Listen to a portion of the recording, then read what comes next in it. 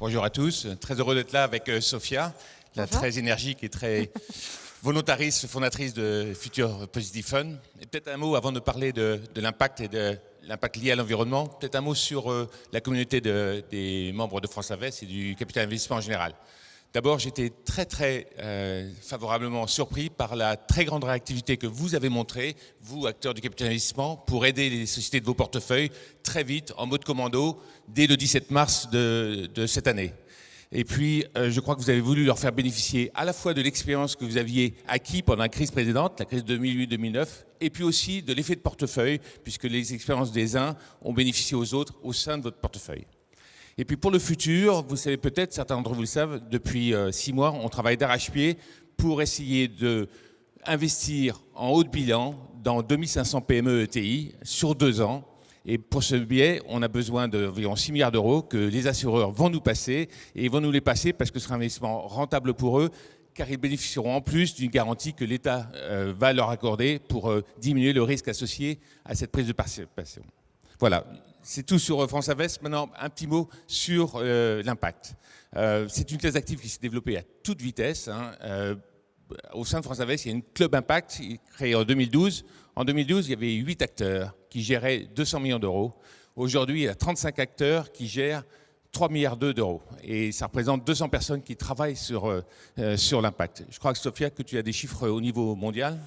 Oui, tout à fait. Alors, en 2014, si je ne me trompe pas, on était à 46 milliards. On est passé à 750 milliards l'an dernier, donc un facteur de 15. Et effectivement, une croissance plutôt exponentielle de cette classe d'actifs. Voilà. Le problème, c'est que vous discutez avec un gérant d'un fonds impact et vous avez à chaque fois une définition différente de l'impact. Donc peut-être que toi, Sophia, tu as ta propre définition d'impact et que ça influe sur la stratégie que tu as décidée pour le fonds Future Positive Fund. Effectivement, c'est un commentaire qui est tout à fait légitime. Il y a pas mal, c'est une définition qui est assez large. Si je reprends vraiment la définition, on va dire, originale de ça date de 2010 par la Fondation Rockefeller et qui définit l'investissement d'impact comme un investissement qui, en plus d'un retour financier, a pour but de créer un impact positif, sociétal et ou environnemental. Et notre définition au sein d'FPC, elle est légèrement différente. On opère sur un paradigme un peu différent.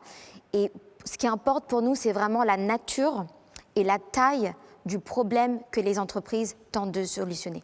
Donc on va aller vraiment sur un des frameworks qu'on utilise beaucoup, c'est Project Drawdown de l'écrivain, de l'économiste Paul Hawken, qui, accompagné de 70 scientifiques, a listé une centaine de solutions qui sont supposées être les plus efficaces, les plus où il spécifie le coût de l'investissement, la rentabilité d'investissement. Exactement, sans solution technologique pour accompagner cette transition écologique.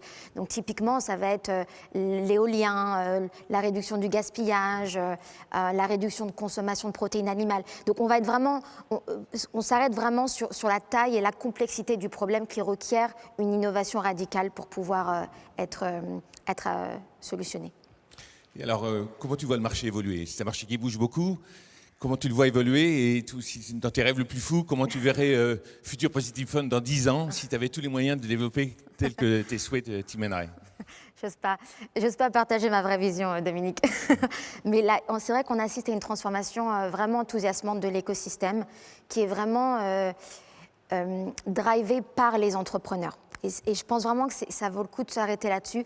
Il y a cette nouvelle génération, cette nouvelle vague d'entrepreneurs qui développent ces solutions extrêmement ambitieuses, extrêmement innovantes, qui créent des marchés en le faisant et qui entraînent avec eux les investisseurs comme nous. Donc, je pense que l'une des clés pour aller capturer cette valeur, c'est vraiment de développer des structures d'investissement de façon assez ascendante, de partir de leurs besoins, de leurs spécificités, de leurs caractéristiques pour définir ensemble le playbook de succès. Et là où j'aimerais voir plus d'innovation, c'est vraiment sur les modèles. Je pense que nous, en tant que fonds capital risque, on est limité parce que certaines sociétés ont besoin de dettes, de plus de fonds, ils ont un modèle de financement qui n'est pas celui du digital, alors que les fonds restent des fonds classiques. Et moins normés. Exactement, moins normés, avec des cadres qui sont aussi plus facilement transposables à l'international, notamment aux États-Unis ou en Chine. Donc en fait, ce qu'il faudrait, c'est qu'au sein de France Invest, il y ait des acteurs qui se développent sur la dette, sur le capital, sur des produits evergreen éventuellement. Exactement. C'est vrai que le témoignage de Raphaël a beaucoup résonné, parce que je pense que dans notre domaine, ça fait vraiment sens d'avoir un acteur qui est multi-asset. Donc dans 10 ans, Future Positive Fund sera multi-asset et multi-stratégie. Moi, je ne connaissais pas, j'ai appris il y a quelque temps une initiative assez intéressante qui s'appelle Time for Planet. Certains d'entre vous le connaissent sans doute. C'est un groupe d'entrepreneurs qui s'est lancé, qui a l'objectif de lever 1 milliard d'euros au niveau mondial, auprès d'institutionnels, mais aussi auprès de personnes physiques, pour investir au début en majoritaire dans des startups avec des technologies disruptives. Et le gros intérêt de ce modèle, c'est qu'ils veulent, pour investir dans ces sociétés, ils veulent que cette société prenne l'engagement que leur technologie soit mise en open source, disponible pour tout le monde, de façon à ce que ces technologies disruptives soient très vite propagées, démultipliées dans le monde entier. Alors il faut que chacun y trouve son compte en termes de business model, mais je trouve l'information assez intéressante. Alors il est clair que pour 1 euro que vous investirez peut-être dans cette initiative, en 2030, ils disent que vous retrouverez 1 euro. Donc c'est pas là pour faire du TRI, hein, c'est là pour aussi contribuer en termes sociétal au développement rapide de ces technologies. Alors c'est un business model qui se veut mondial. Future Positive Fund est plus européen? Exactement, on a plutôt un angle pan-européen. Et parce qu'on pense que l'Europe peut vraiment est déjà à l'avant-garde de cette transformation et peut vraiment être chef de file. Et de par son talent, 5 des 10 centres de recherche scientifique les plus prestigieux sont ici.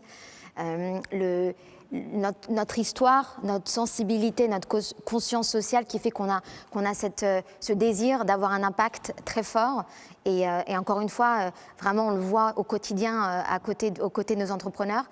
Et d'ailleurs, même statistiquement, si je ne me trompe pas, 49 sur 100 sur les 100 sociétés les plus leaders dans le sustainability sont européennes. Donc on a déjà une place intéressante et il faut la garder. Plutôt favorable. Est-ce qu'il y a des freins à être en Europe? Plutôt favorable, surtout avec le plan de relance Covid qui est en grande partie axé sur la transition écologique, le plan européen d'1 trillion qui sera aussi en grande partie alloué à ça. Le frein, c'est vraiment de voir un peu nos voisins, dire que quand je vois que la Chine a prévu de se décarboner en 40 ans, on sait qu'ils sont très efficaces en général lorsqu'ils prennent une décision, ou le changement d'administration aux États-Unis, ce qui est dans l'ensemble très très positif. Mais il va falloir qu'on soit très proactif, très agile en France et en Europe pour garder la longueur d'avance qu'on peut avoir.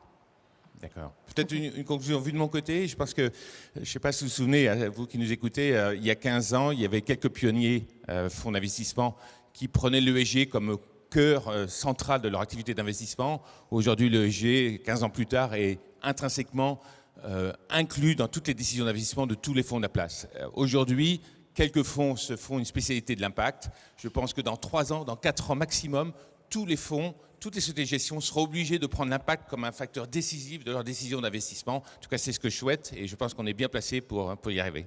Tout à fait d'accord avec toi. Merci, Sonia. Merci, Dominique.